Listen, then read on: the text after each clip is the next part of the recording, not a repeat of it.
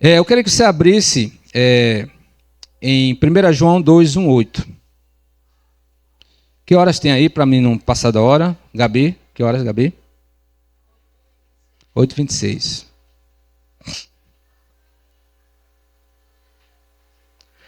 Quando você for encontrando, se põe em pé em reverência à palavra. 1 João 2, 1, 8.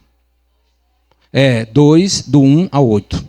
1 João 2, isso. Diz assim a palavra do Senhor.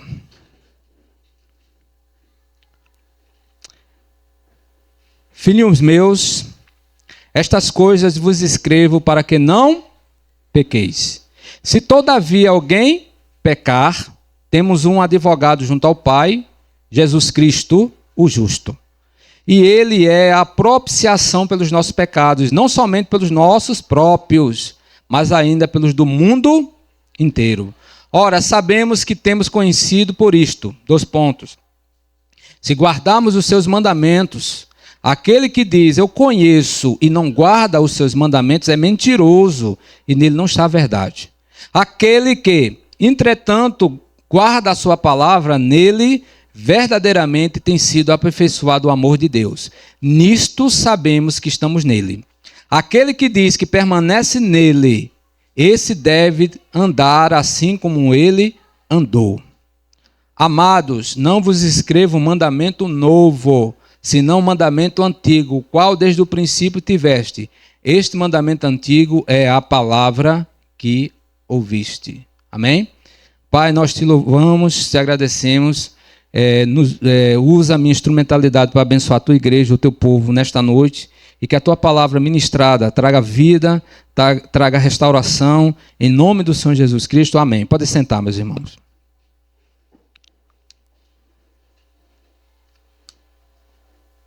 Queria muito a sua atenção agora. Quando ele diz assim no versículo 1, deixa o versículo 1 aí, Gabi, por favor. Filhinhos meus, estas coisas vos escrevo para que não pequeis. Filhinhos é uma maneira peculiar de João. João era um dos apóstolos mais amáveis. João era um dos apóstolos daquele que deitava a cabeça no ombro de Jesus. Então era uma pessoa muito amável. A maneira que ele fala com a igreja é a mesma maneira de um pai para com o filho. Um pai que quer o melhor para o filho. O pai que quer que o filho ande nos seus caminhos. Quando ele diz assim, filhinhos, estas coisas vos escrevo para que não pequeis, né?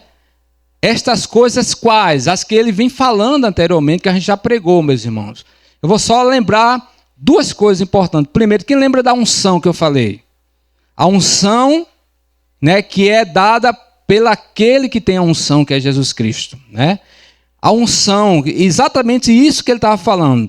E essa unção dá uma credibilidade da pessoa acreditar na palavra de Deus. Aí ele diz, todo aquele que vive a palavra está em Cristo. Aquele que não vive a palavra, ele não está em Cristo. Não adianta.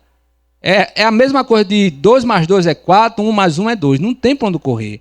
Aquele que vive em Cristo, vive a palavra. Aquele que não está em Cristo, ele não vive a palavra.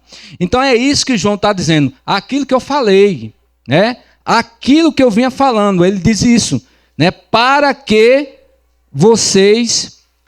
A unção que faz com que o crente se firme em comunhão com Cristo, não viva segundo os modos do mundo. Por isso que ele diz assim, escrevo para que não pequeis. Porque o crente em Cristo, é muito difícil ele pecar. Ele peca, mas logo ele pede perdão, levanta a cabeça e vai continuar a vida dele.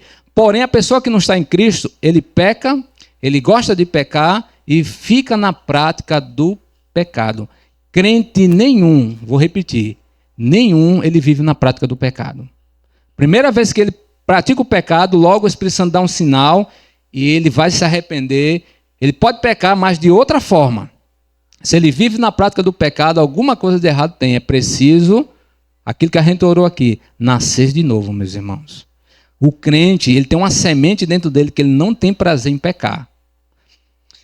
Se todavia alguém pecar, temos o quê? Um advogado junto a...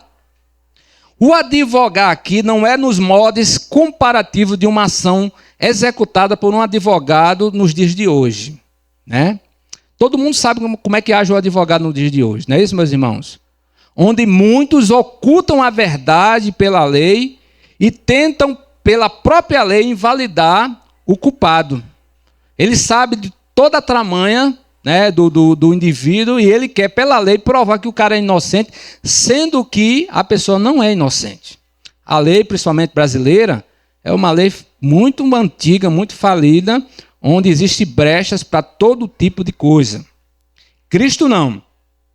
Cristo é o advogado que não esconde as nossas culpas, mas apresenta ao justo juiz que toda a nossa culpabilidade já foi paga. E a certeza que temos é que o juiz, por ser justo, que é Deus, ele não pode mais nos condenar frente à acusação do nosso acusador. E vou provar isso a você. Coloca Hebreus 7:25, por favor. Entenderam aí? Cristo nunca escondeu as nossas culpas. Olhe na Bíblia, não esconde culpa de ninguém. Davi pecou e pecou feio, né? Abraão pecou, os homens de Deus pecaram. Jesus nunca escondeu, mas ele nos livrou da culpa. Diante do juiz, que é Deus, Dida, somos inculpáveis hoje por conta de Jesus Cristo. Olha o que é que diz aqui, vamos lá, 1, 2, 3, já? Por isso...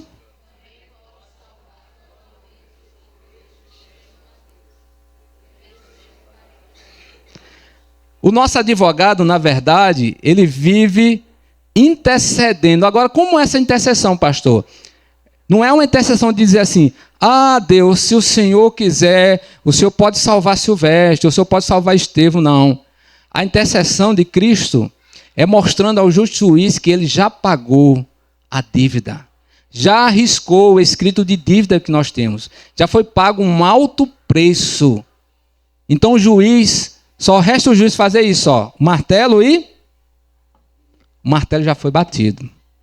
Então, o interceder de Cristo é isso, né? É o advogado que já leva uma causa ganha já. Não tem para onde correr. Porque ele é o nosso ganho, Eduardo. Ele é a nossa causa. Ele é o nosso, né, substituto. Na cruz, que iria nos prejudicar, a nossa dívida por ele foi cancelada. Olha só. Dida, tu queria ir para a cruz? Diga a verdade, queria? Tu queria, Eduardo? Mas sabia que quem ia para a cruz era eu, era tu, era a gente, Wellington. Eu queria ver tu fazer um pastel na cruz, Wellington. Ia conseguir não, viu? É a gente ia para a cruz, sério, gente.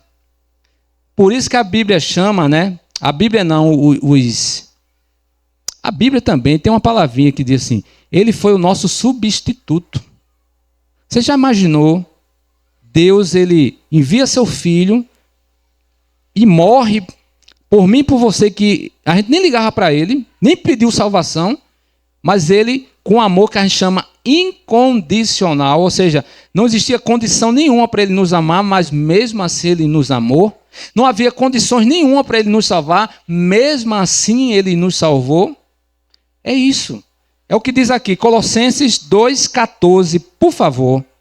Colossenses 2,14, o que é que diz? 1, 2, 3. Gabi, pronto. Tendo... Não, mais forte, mais forte. Tendo...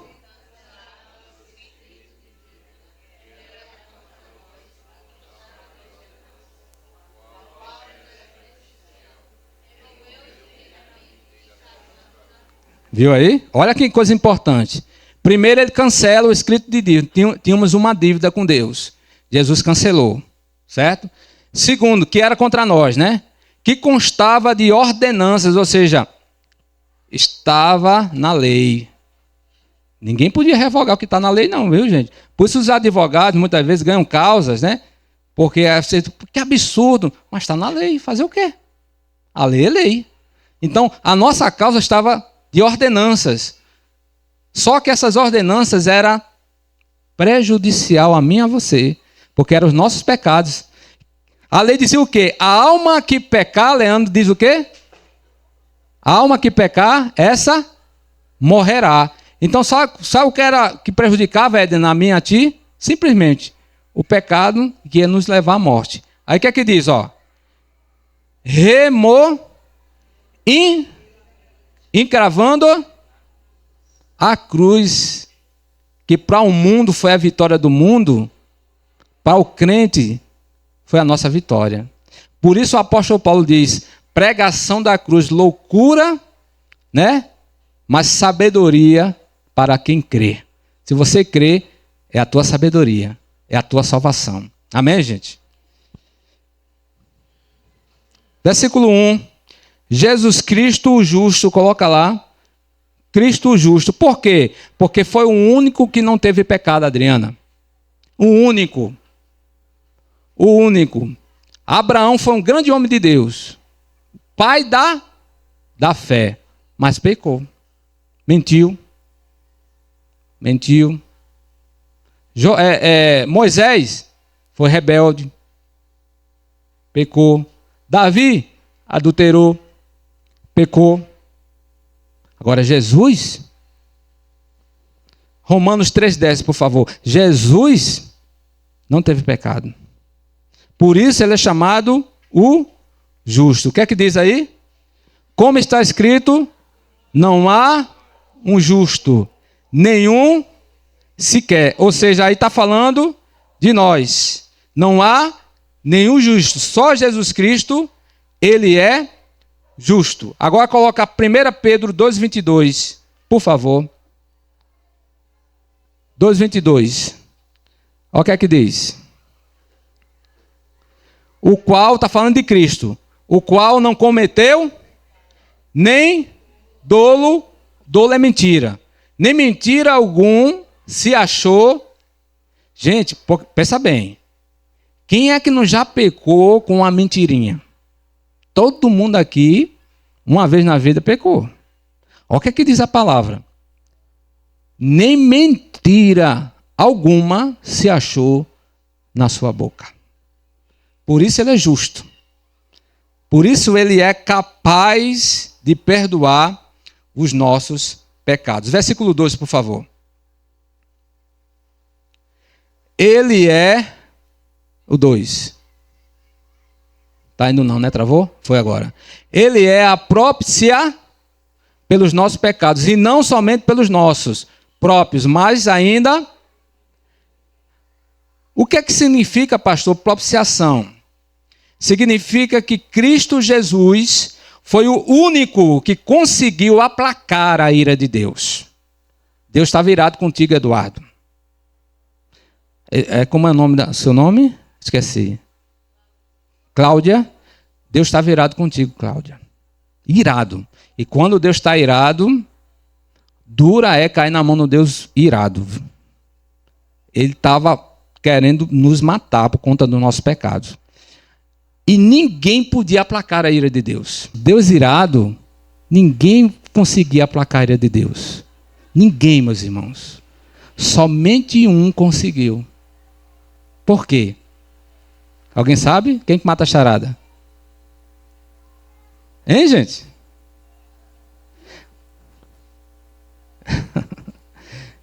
Quem lembra?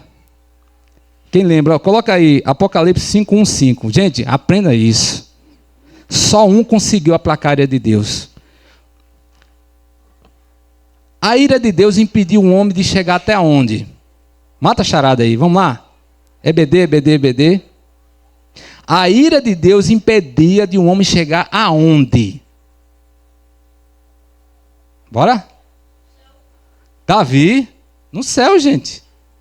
Por quê? A ira não era para matar o homem? O que é um homem morto espiritualmente? É um homem que não entra na eternidade, sem céu. Então isso estava decretado, ou melhor, estava escrito no livro. O livro da vida da gente, onde nós tínhamos vida com Deus. Quando o homem peca, o livro... Deus escreveu a nossa história. Salvação. Deus criou o homem santo, Adão e Eva. O homem pecou. Quando o homem peca, o livro da vida fechou. E ele não só fechou, ele selou com 7 selos. Somente uma pessoa pôde desatar os selos, porque ele conseguiu aplacar a ira de Deus e dar novamente vida ao ser humano. Ele é Jesus Cristo. Olha o que diz aqui. Cadê, gente? Apocalipse. Apocalipse 5, do 1 ao 5. Ó. Vi na mão direita daquele que estava sentado no trono um livro escrito por dentro e por fora, de todo, selado com quanto selo? 2. Vi também um anjo forte, além do livro estar selado, tem um anjo forte, viu? Guardando o livro, que proclamava em grande voz: quem é digno de abrir o livro, de lhe desatar os 7 selos? Ora, nem no céu, nem sobre a terra, nem debaixo da terra, ninguém podia abrir o livro, nem mesmo olhar. Grava isso. Não é só a questão de abrir, ninguém podia nem olhar o livro. Porque nesse livro estava exatamente a glória de Deus. Ninguém olha para a glória de Deus. Ela ofusca o pecador, mata o pecador. Por isso Isaías disse assim: ai de mim que sou homem puro e vivo no meio de um povo de lábios impuros. 4. E eu... Por que ele chorava, meus irmãos? Porque João sabia o que representava o livro da vida, que era a vida do ser humano novamente com Deus. Todos estavam mortos. Por isso ele chorava. Porque ninguém foi achado digno de abrir o livro, nem mesmo de olhar para ele. O 5. Todavia, diga comigo, todavia. Oh, aleluia. Um dos anciões me disse: não chores. Oh, coisa linda, gente. Puxa. Quando você chegar no céu, não existirá mais lágrimas. Não existirá mais dores. Essa palavra aqui é lá do céu, viu? Não chores. Você pode dizer para teu irmão: não chores. Aleluia. Eis que o leão da tribo de Judá, a raiz de Davi, venceu para abrir o livro e os seus 7 selos. Antônio, só ele aplacou a ira de Deus. Só ele foi digno de olhar o livro. Só ele foi digno de abrir os 7 selos e dar vida para mim e para você. Só Jesus. E como é que eu posso negar esse Jesus? Como eu posso correr para longe desse Jesus? Se ele me deu vida e vida com abundância. Se eu partir hoje, se você partir hoje, estaremos na eternidade. As lágrimas vão ser enxugadas, meus irmãos. Hoje choramos com dores, hoje choramos, sabe, com doenças, com enfermidades, com fome, para pagar dívida para isso. Quando perdemos um parente, choramos. Mas lá na eternidade, toda lágrima será enxugada. Aleluia! Oh, aleluia! Glória a Deus. Isso é ser propício. Cristo foi o único propício que serviu para Deus. Foi o único que morreu e Deus olha e aceita o sacrifício. Agora, como é que eu provo que Deus aceitou o sacrifício de Jesus Cristo? EBD? Como a Bíblia prova que o sacrifício de Cristo na cruz foi aceito? Quem acertar, vou dar um chocolate sonho de valsa. Hã? Sabe de quê? Do fofão. Pronto, dono do fofão. Quem errar, eu dou do fofão. Eliel tá morrendo de rir. Hein? Ah, ganhou o chocolate. Gente, se Cristo não tivesse ressuscitado, Deus não tinha aceito Jesus. O fato dele ter ressuscitado, isso confirmou que Deus aceitou o seu... Por quê, minha gente? Por quê? Preste atenção. O pecado fazia o quê? Matava. Pelo pecado entrou a morte. Então, se Cristo não vencesse a morte, ele não venceu o pecado. Mas por ele assumir os nossos pecados e ao terceiro dele ressuscitar, aí a Bíblia diz assim: a morte, era impossível prendê-lo com seus grilhões. Jesus venceu a morte. O terceiro dia, a tumba vazia, ele rompeu a tumba vazia. E essa é a nossa esperança, porque ele foi o primeiro, já preguei sobre isso, o primeiro a ressuscitar e a adentrar nos céus. E logo depois vai ser a sua igreja, que somos nós. Amém, gente? Aleluia!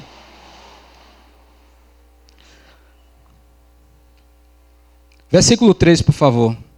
Sim, deixa eu explicar aqui, versículo 2. Bota lá. Esse mundo inteiro aqui não são todas as pessoas do mundo não, viu? Que vão ser salvas não. O mundo inteiro representa pessoas de toda tribo, língua e nação. Como é que eu provo isso? Simples, porque tem muita gente que não vai ser salva. A própria Bíblia mostra isso. Então Deus não morreu por todos. Cristo não morreu por todos. Cristo morreu por alguns. Mas pastor, isso é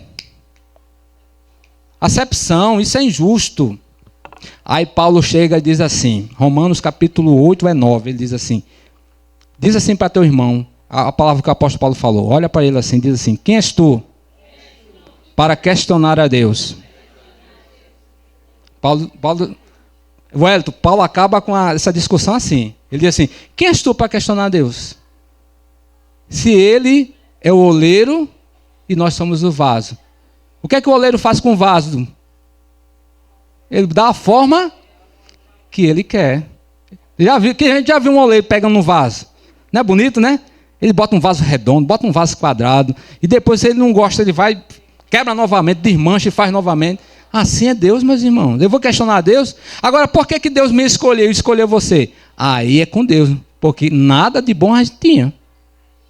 Ed, tu é pecador, miserável, e eu não sou melhor que tu não, sou até pior. Mas mesmo assim, Jesus nos escolheu. Vai entender? Questiona ele. Versículo 3, 4 e 5 fala a mesma coisa. Diz, a palavra de Deus é o sinal inegociável da perfeição em Deus. E aqui eu finalizo, meus irmãos. Olha que esse pastor vai te falar. Escreve o que eu vou te dizer, tá bom? Porque muito pastor não fala isso aqui que eu vou falar para você, não. Sabemos que temos conhecido se guardarmos os seus mandamentos. Aquele que diz eu conheço e não guarda os seus mandamentos é mentiroso. Nele não está a verdade. Aquele, entretanto, que guarda a sua palavra, nele verdadeiramente tem sido aperfeiçoado o amor de Deus. Nisto sabemos que estamos nele. A pergunta é, eu vou começar a perguntar pelo final. Como saber se estamos em Deus? Aí aqui responde, se guardarmos a sua palavra. Não tem ponto correr. Dida. Éden, não tem para onde correr. Só está em Cristo quem tem a palavra e que segue a palavra. Se não segue a palavra, se não lê, se não segue, se não pratica, não está em Cristo. É o que diz a Bíblia, não é o pastor que está dizendo, meus irmãos. É simples. Porque você chega para qualquer pessoa que está vivendo de forma devassa aí, de forma pecaminosa, e você chega e diz assim, fulano, você precisa de Jesus. Aí a pessoa diz, eu tenho Jesus. Deus me ama.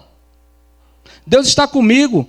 Aí você olha para a palavra diz assim, só está nele quem tem a verdade e pratica a verdade. Aí você olha para a pessoa, olha para a Bíblia, e eu pergunto, quem está com a verdade? A Bíblia ou o pecador? Tu está entendendo? Está entendendo, gente? Que não tem meu termo. É sim, sim, não, não. Você só tem Cristo se você procurar seguir o que aqui está escrito na palavra de Deus. Se não, desculpa eu dizer, você está vivendo uma mentira. Aqui diz, ó. Você está vivendo uma mentira. Diz, nele não está a verdade. Versículo 4. A prática da palavra, meus irmãos, é aqui eu finalizo de verdade. É o que faz o crente denunciar que ele é crente de verdade. Vou dar o exemplo de Pedro. Pedro negou Jesus quantas vezes? Ele era convertido?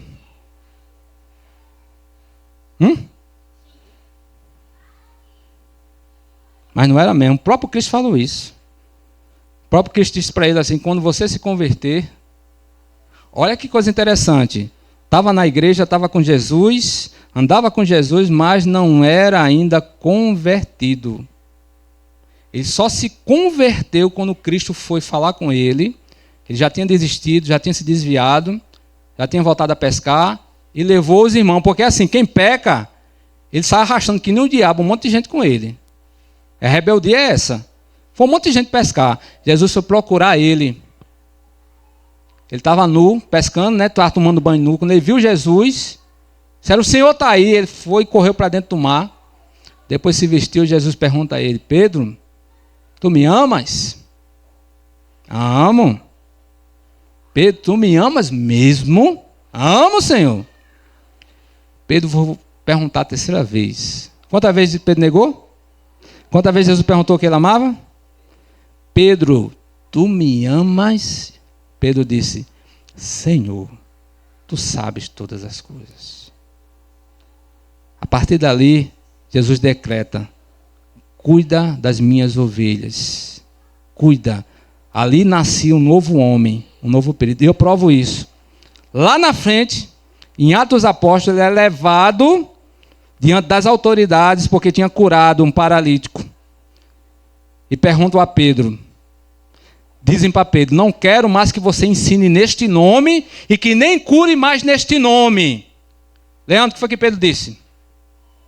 Importa obedecer a Deus do que aos homens. Olha o Pedro diferente. O antigo tinha negado e agora o convertido estava pronto até morrer diante das autoridades, porque não negava Jesus Cristo. Meus irmãos, não tem para onde correr. Se você segue a palavra, jamais você nega ao Senhor Jesus. Amém? Vamos ficar em pé.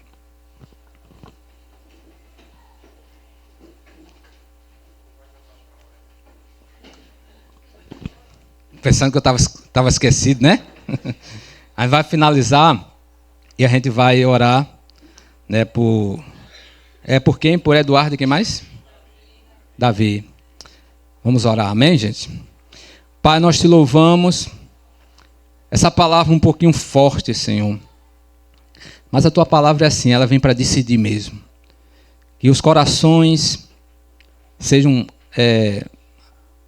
possam aceitar a ministração da tua palavra. Que os corações estejam como um terreno fértil e que venha produzir, Senhor, a 100 por 1. Que a tua graça, que teu Espírito revele a vida de cada um aqui, que não vale a pena viver neste mundo sem o Senhor. Que não vale a pena viver neste mundo sem a tua tão grande salvação, Senhor.